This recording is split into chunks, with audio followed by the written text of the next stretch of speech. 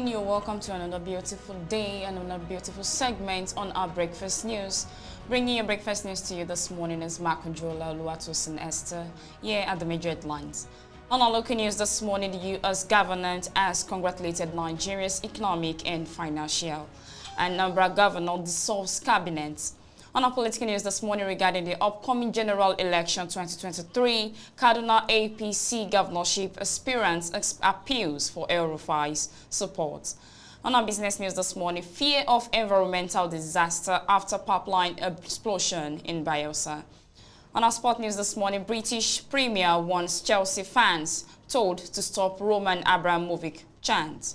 On our foreign news this morning, Elon Musk challenges Vladimir Putin to a fight for Ukraine help. On our entertainment news this morning, 7-day ultimatum threat, singer Portable settles rift with Ija Omode. So full details coming up next.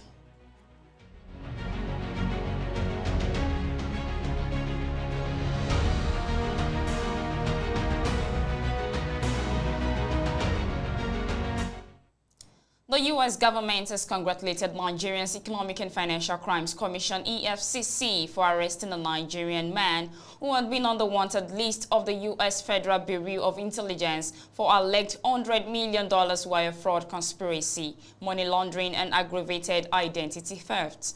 The EFCC, in a statement on Monday, announced the arrest of the man Osondu Victor Igwilo at a studio in the Sangotedo area of Lagos, Nigeria's southwest. Mr. Igwilo, 42, was arrested on March 11 alongside Okafor Nnamdi Chris, Nwodo Uchenna Emmanuel, and John Anazo Archuku, according to the EFCC. The anti-graft agency said Mr. Igwilo has been on the FBI watch list since 2018.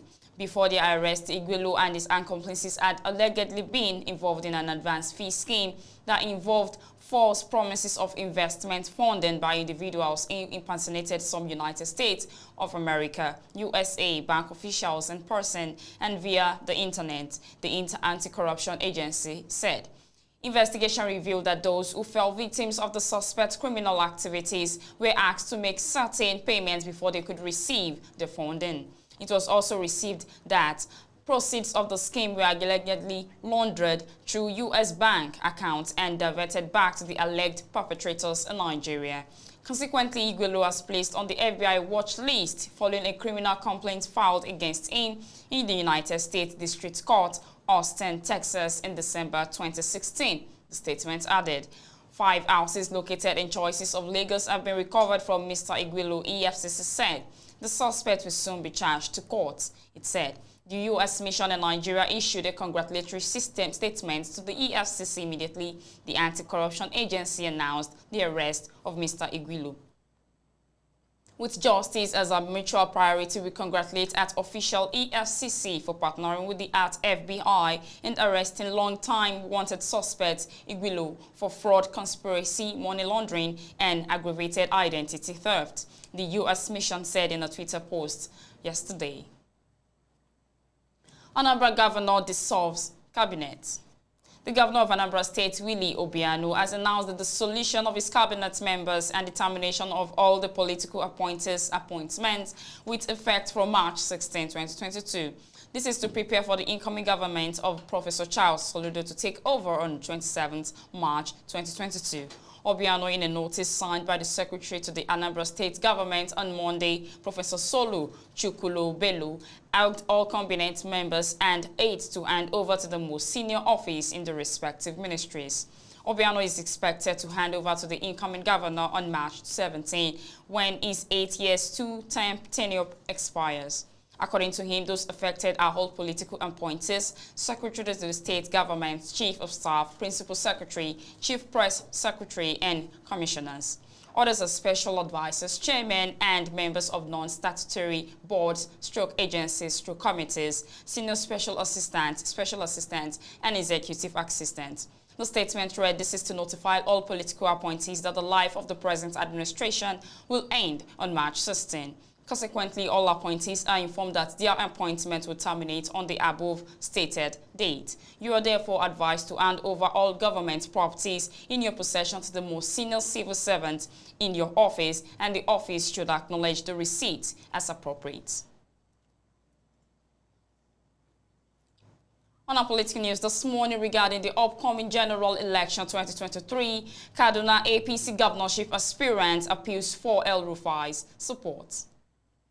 A Kaduna State governorship aspirant under the platform of the All Progressive Congress, Dr. Abdul Malik Mohammed Durungwa, has appealed for Governor Nasir Ahmed El-Rufai's support ahead of the 2023 governorship election. Durungwa asked that the governor should use the same logic of supporting the presidency to be zoned to southern Nigeria in 2023 for the governorship to also be shifted to southern Kaduna. Dr. Durungwa made this appeal in Kaduna on Monday at a parley with Southern Kaduna Journalist Forum, where he formally declared his aspiration for the #1 seat of the state. He said that El-Rufai recently supported a Southern presidency candidate, and by extension, the governor should apply the same in his home state by supporting a Southern Kaduna candidate. Durungwa, who is a pioneer executive secretary of Kaduna State Emergency Management Agency, said it remained one of the best leading aspirants with the most formidable structure in the contest. I have consulted with any person in Kaduna and in Nigeria that have interest that I am coming out to contest for the governorship seat of the state come 2023. Stressing I have no reason to doubt my conviction that the load my Southern Kaduna people want me to carry, I will do that with all my strength and might, he vowed. While debunking the notion initially held by Governor El-Rufai that the governorship election could be won without vote from Southern Kaduna, he argued using statistics from previous elections as proof who wanted to win an election. He maintained that all the previous governors in the state won their election with the support of the Southern Kaduna vote. He reiterated that no governorship candidate in the state could win an election without the support of the Southern Kaduna region. Without the vote of the Southern Kaduna region, APC would have lost election in the state, he stated. The gubernatorial hopeful was of the view that this is the best time for Southern Kaduna to make a good outing and produce the next governor, having the northern part held power for almost 3 decades since 1999. The Southern Kaduna region has never had it as prospective at this time around to produce the next governor of the state. It is necessary for the region to come out en masse to support their own, Durungwa appealed. On our business news this morning, fear of environmental disaster after pipeline explosion in Bayelsa. An explosion occurred on a pipeline operated by Italian oil giant ENI in southern Nigeria, causing a reduction in export and an oil spill, its Nigerian subsidiary said on Monday. The ENI-led joint venture Nahok said an explosion occurred at its facility in Nembe, Bayelsa State, reducing exports from the brass terminal by 25,000 barrels per day. An incident occurred on the 24 Ogoda Brass oil line at Okparatubo in Nembe local government area. The event was caused by an explosion which resulted in a spill, it said. The company said wells connected to the pipeline were immediately shut down, while booms and containment barges were mobilized to reduce the impact of the oil leak. ENI did not give further details on the cause of the explosion. In Nigeria, Africa's largest oil product producer, oil companies are regularly blamed for environmental disaster as criminal groups who drill into pipelines loot crude.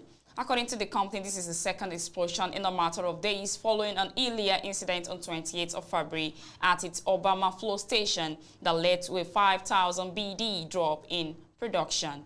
The director of the National Oil Spill Detection and Response Agency, NOSDRA, Idris Musa, said both explosions were caused by vandalism. He said 20 barrels leaked in the first incident and 1,250 barrels were split in the second. Residents of fishing villages operating in the creeks and near the Atlantic coastline in Nembe and Brass has complained about the negative consequences of frequent spills in the area.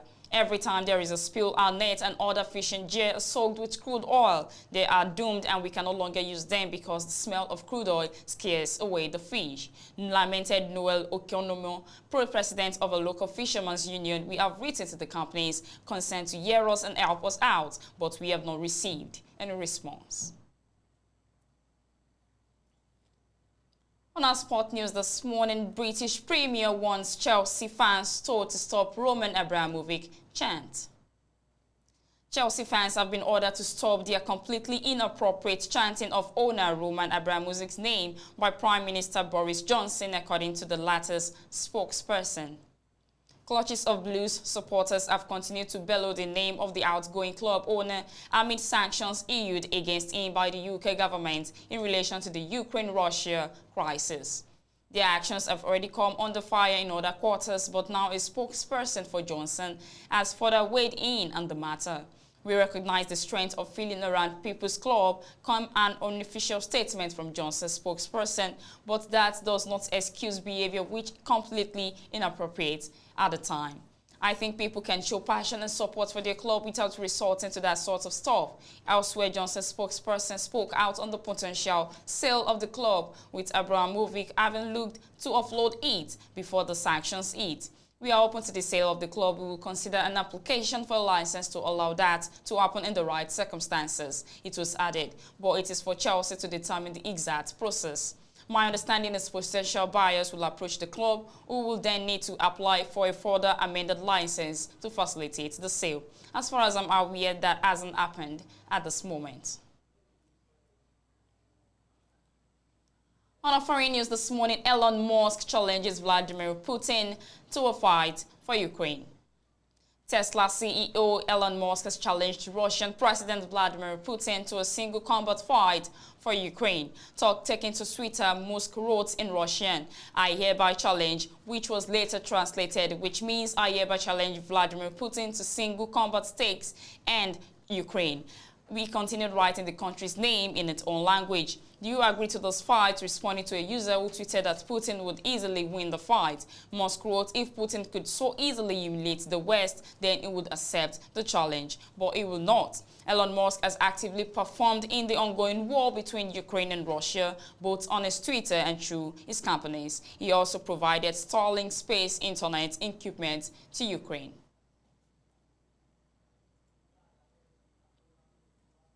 On entertainment news this morning, 7-day ultimatum threat. Singer Portable's settles rift with Ija Omode. Fast-rising Nigerian singer Habib Okikiola, popularly known as Portable, has disclosed that he had settled a rift with one Yusuf Ija Omode. This is coming hours after the singer allegedly that he was being threatened by Ija Omode and that the latter had given them a 7-day ultimatum to leave.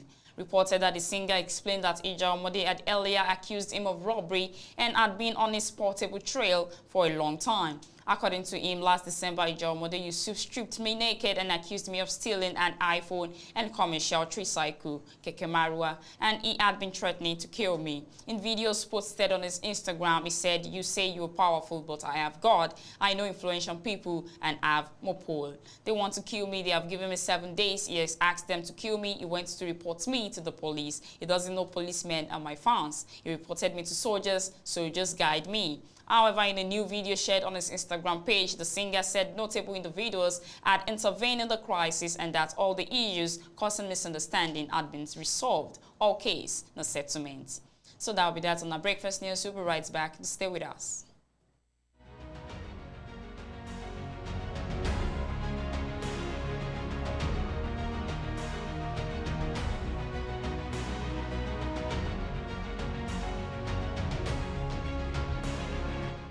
Welcome back. The highlights of our major headlines this morning. The U.S. government has congratulated Nigeria's Economic and Financial Crimes Commission. Anambra Governor dissolves cabinet. On our political news this morning regarding the upcoming general election 2023, Kaduna APC governorship experience appeals for El Rufai's support. And our business news this morning, fear of environmental disaster after pipeline explosion in Bayelsa. Sport news this morning, British and Premier wants Chelsea fans told to stop Roman Abramovich chant. On our foreign news this morning, Elon Musk challenges Vladimir Putin to a fight for Ukraine help. On entertainment news this morning, 7-day ultimatum threat, singer Portable settles rifts with Ija Omode. And that will be that on our breakfast news. Thank you for watching. I want you to continue to subscribe on our YouTube channel on AYOGEN Online Television and follow us and like our page respectively on Facebook and Instagram. Also visit our website to get the latest updates on news. And I remain your host, Makanjola Oluwatosin. Do have a very wonderful day.